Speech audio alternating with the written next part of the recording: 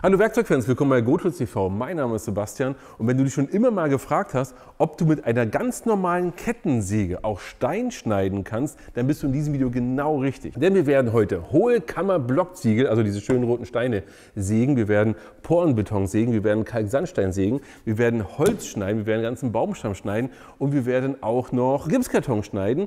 Und das Ganze werden wir mit all diesen Sägen ausprobieren und am Ende weißt du, welche Säge ist die beste, die alles kann. Und natürlich kannst du auch in diesem Video wie immer etwas gewinnen. Was? Ihr wisst es doch schon längst. Werkzeug. Du willst wissen, welches Werkzeug? Geh bei uns auf die Webseite. Da kannst du dir den Pool mal anschauen, aus dem du dir etwas aussuchen kannst, wenn du gewinnst. Aber du kannst nur gewinnen, wenn du kommentierst, weil das ist die Voraussetzung. Kommentiere also einfach unter diesem Video, wie findest du die ganzen Sägen? Hättest du auch gedacht, dass man mit der Kettensäge schneiden kann? Ja, da freue ich mich auf deinen Kommentar.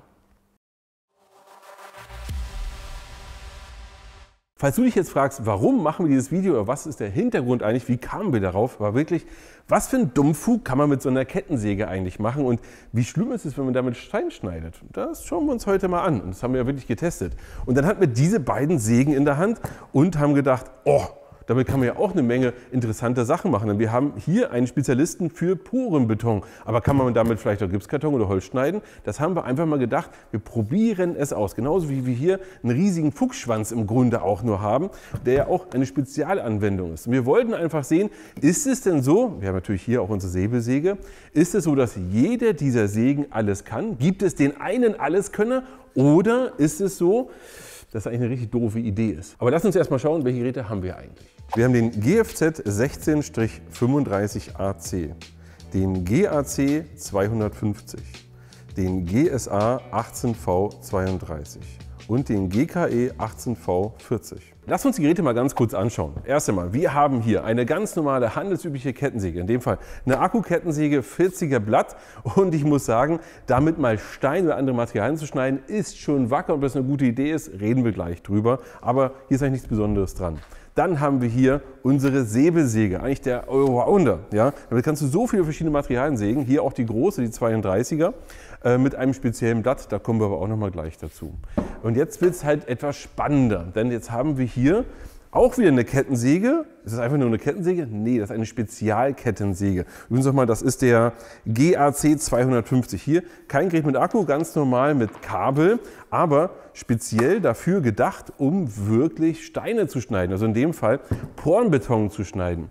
Und das geht übrigens auch erstaunlich gut. Aber wir haben uns die Frage gestellt, ja, was Porenbeton schneiden kann, kann vielleicht auch andere Sachen schneiden. Ja? Ist ein Spezialgerät, ist auch wirklich etwas anders gelagert. Zum Beispiel hier ist es so, dass sich die Spitze mitdreht, was ja ungewöhnlich ist für eine Kettensäge. Das Ganze ist hier nochmal extra gefedert. Also das ist nicht einfach nur eine Kettensäge mit einem anderen Blatt. Das ist übrigens auch nochmal anders. Wir haben hier ein ganz anderes Blatt, Hartmetall, bestücktes Blatt und so weiter und so fort.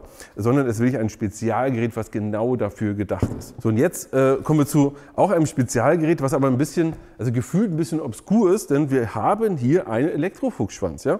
Ein ganz normales 230 Volt Gerät und im Grunde ist das hier ein Fuchsschwanz.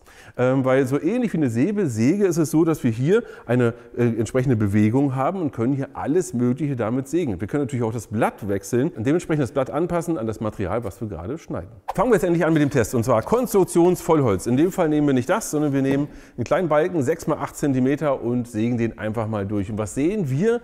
Alle sind von der Zeit her rund gleich schnell. Irgendwo zwischen 2,5 und maximal 4 Sekunden und schon ist der Balken durch. Kannst du das dafür nehmen? Ja, sollte man das machen? So, ja, weiß ich nicht. Zumindest bei dem Gerät würde ich eher sagen, weiß ich nicht. Schade ist dem Blatt, ich würde sagen nicht, aber es macht wirklich keinen Spaß. Also du siehst hier wirklich Ausrisse ohne Ende und das rubbelt eher durch, als dass es vernünftig schneidet.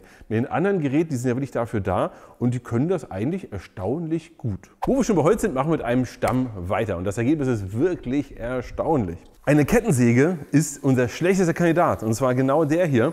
Ist ja eine Steinkettensäge und damit hat es Jahrhunderte, also wirklich ewig gedauert, um durchzukommen und zwar 55 Sekunden. Da stehst du wirklich ewig und hast immer das Gefühl, nee, irgendwie ist das nicht richtig. Ich glaube persönlich auch, dass es wirklich nicht richtig ist, weil ich habe das Gefühl, dass das Blatt relativ heiß wird und dass das eigentlich nicht so sein sollte. Aber das ist so mein Gefühl. Ja? Auf jeden Fall ist es dafür nicht gedacht. 55 Sekunden. Die anderen beiden Geräte, also hier, also Säbelsäge und unser Fuchsschwanz, die haben so zwischen 25 und 30 Sekunden gebraucht, sind da ganz entspannt durchgekommen, das hat funktioniert. Aber Wir hatten ja Kettensäge, langsamstes, aber Kettensäge auch schnellste Säge, denn mit 8 Sekunden kommst du natürlich mit einer ganz normalen Kettensäge perfekt durch den Stamm. Kommen wir zu Porenbeton. Vielen von euch sicherlich auch bekannt unter Ytong. Wir haben hier eigentlich einen echt massiven Stein. Also wenn du so guckst, so ist schon massiv, möchte ich weder am Kopf noch auf den Fuß bekommen, aber wenn du so das anschaust, ist es schon relativ spröde und porös. Du kennst es ja vielleicht auch, wenn du hier einen Dübel reinsetzt, brauchst du schon einen Spezialdübel. Und jetzt kommen wir zum Thema Zeit und die ist eigentlich echt irgendwie merkwürdig und darüber müssen wir sprechen. Denn unser Spezialist, den wir hier haben, ja, die Säge ist ja genau dafür gemacht, genau diesen Stein zu sägen, macht das Ganze in rund 7 Sekunden. Zack, durch, bumm, funktioniert. Aber auch mit der Säge brauchen wir nur 7 Sekunden und kommen durch. Und jetzt haben wir eine Sache, die komisch ist, weil genau die beiden Sägen, die dafür gar nicht so gedacht sind, gerade die hier, kommt da in 3 bis 4 Sekunden durch und die hier genauso. Wenn wir uns mal die Kettensäge angucken, muss ich sagen, habe ich ein schlechtes Gefühl dabei. Warum? Eine Kettensäge ist nicht dafür gemacht, um so abrasiven Staub aufzunehmen und dann auch weiter zu transportieren. Du weißt ja, dass da ist Öl drin, das wird geschmiert, das wird alles gebunden in diesem Staub jetzt und in dem Moment passiert Folgendes, wir werden garantiert eine sehr, sehr hohe Abnutzung haben. So eigentlich müssen wir jetzt die Säge zerlegen, das will ich alles ordentlich sauber machen oder vielleicht sogar die Kette wechseln, um danach wieder normal weiterzuarbeiten. Habe ich ein schlechtes Gefühl bei. Würde ich euch auch nicht empfehlen, das mit der Säge zu machen, obwohl das eben von der Sache her geht und schneller ist. Mit der Säge hier gar kein Problem. Mach das, du bist sehr schnell, wenn du das entsprechende Blatt nimmst. Ja, dieses Blatt haben wir dir auch unten in der Videobeschreibung verlinkt, genauso wie alle anderen Geräte hier auch im ehrlichen Preisvergleich. Wie immer, du kennst das ja. Ja? Und du siehst, du hast hier eine Säge, mit der du wirklich ohne Probleme das hier sägen kannst und das auch noch sehr schnell. Was liegt näher, als mit diesen Sägen natürlich Gipskarton zu schneiden? Und natürlich schneidet man Gipskarton wunderbar mit einer Kettensäge. Nein, aus den Gründen, die ich eben schon genannt habe, haben wir das mit der Kettensäge gar nicht erst ausprobiert und haben gesagt, das machen wir nicht. Nicht, dass ich es nicht könnte, sondern sie würde natürlich ohne Probleme Gipskarton schneiden, aber wir haben gedacht, oh, das schmiert sich alles dann irgendwie zu Tode. Mit den anderen 3 haben wir das gemacht, wobei das Ergebnis eigentlich jeweils gleich ist. Es geht super schnell, 40 cm Gipskarton, zack, durch, aber ist auch ein sehr grober Schnitt. Also ich würde die Materialien, also ich würde diese 3 Sägen nur nehmen, wenn du sagst, naja, irgendwo da muss ich jetzt hier mal was machen, aber am Ende, wenn du da was ranarbeiten, ranputzen und sonst was willst, hast du echt eine Menge Arbeit. Also da würde ich ein anderes Material nehmen, beziehungsweise ein anderes Gerät. Jetzt langsam wird es schwieriger, jetzt kommen wir zu einem festeren Material, weil auch wenn wir hier sehr viele Löcher haben in dem Hohlziegelblockstein, ist es so, dass wir hier trotzdem ein gebranntes Material haben, was schon sehr hart ist eigentlich. Und auch da haben wir wieder gesagt, die Kettensäge, nee, bitte nehmen wir nicht. Der Hinweis ist, geht das? Ja, aber es wird immer mehr, so dass ich sage, oh, lass es doch bitte sein. Ja? Also du würdest aber damit auch im Zweifel durchkommen. Lass uns mal schauen, wie lange die verschiedenen Sägen aber gebraucht haben. Hier, unser Fuchsschwanz, der dafür eigentlich gar nicht so unbedingt gedacht ist, kommen wir in 5 Sekunden einfach mal durch. Zack, bumm, durch und so weiter. Ja? Das geht echt schnell, das ist wirklich erstaunlich. Man muss aber sagen, dass die Zähne jetzt wahrscheinlich eher auch auseinanderbrechen und dann langsam durchkommen, aber es funktioniert. Hier bei unserer Säbelsäge sind wir in 10 Sekunden durch, was immer noch erstaunlich schnell ist. Und auch hier wieder, denk an das richtige Sägeblatt an der Stelle. Bei dem hier waren wir schon bei 25 Sekunden und da sieht man wirklich, das hier ist ein Spezialist, der möchte eigentlich nur Porenbeton schneiden und dafür ist er schon nicht mehr gedacht. Kommen wir zum nächsten Stein und zu noch härterem Stein, wo es richtig schwierig wird, und zwar Kalksandstein. Kalksandstein ist schon wirklich ein sehr hartes Material mit einer sehr hohen Materialdichte auch. Also das ist ja auch ein Vollstein in der Stelle, wo wir es genommen haben und sind dort eingetaucht bzw. haben es versucht. Und was ist übrigens wieder Kettensäge gar nicht erst versucht, weil das macht gar keinen Sinn. Und wir sehen jetzt hier Folgendes, wir haben mit allen 3 Sägen hier angesetzt und mit allen 3 Sägen passiert im Grunde dasselbe, nämlich es funktioniert nicht. Weder die Sägeblätter noch die Sägen an sich sind dafür ausgelegt, so einen harten Stein zu schneiden. Also dafür brauchst du was anderes, nämlich einen Winkelschleifer. Und ja, natürlich kannst du es auch mit einem Trennjäger schneiden oder es gibt spezielle Kettensägen für Beton. Sollen wir das mal testen? Wir haben noch einen Sondertest gemacht, das haben wir aber nur mit einer Säge gemacht, nämlich mit der Säbelsäge.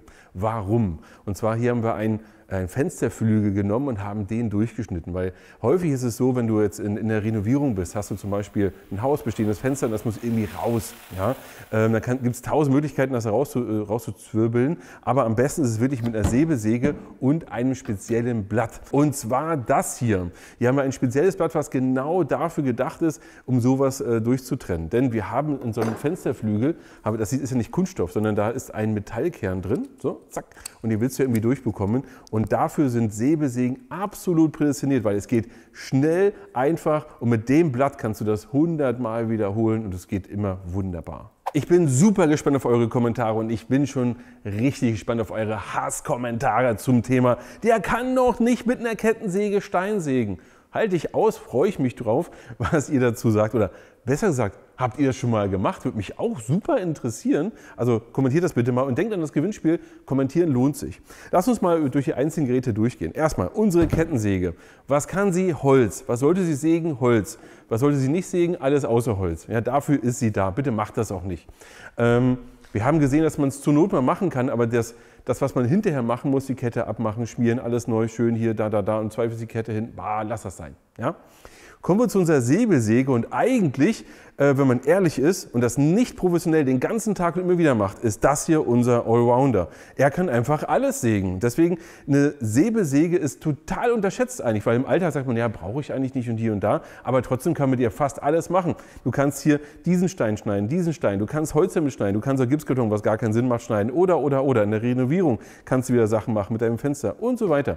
Also, und das Interessante ist, dass sie ja bei den meisten Sachen auch wieder relativ schnell ist, also gar kein so lang, na gut, bei Holz ist so eine Sache, ja, aber du weißt, was ich meine. Gegen eine Säbelsäge wie diese würde ich mich nur entscheiden, wenn mich das Thema Vibration sehr, sehr nervt, ja, weil hier ist es so, dass sie natürlich eher zur Vibration neigt als andere Sägen bauartbedingt. Kommen wir zu ihr. Ich muss sagen, eine coole Sache, wenn du den ganzen Tag nur Pornbeton schneidest. Also du sagst jetzt Pornbeton, kannst du damit wirklich gut schneiden. Du kannst quasi auch ein bisschen schnitzen damit, kannst den auch relativ gut bearbeiten, aber hast trotzdem noch einen guten Seitenhalt, um einen schönen geraden Schnitt hinzubekommen. Ich muss sagen, coole Säge. Ich bin aber der Meinung, Holz auf jeden Fall sein lassen. Und ob es eine gute Idee ist, hier den rot gebrannten Stein hier wirklich damit zu schneiden, weiß ich nicht, ob das die Kette langfristig macht.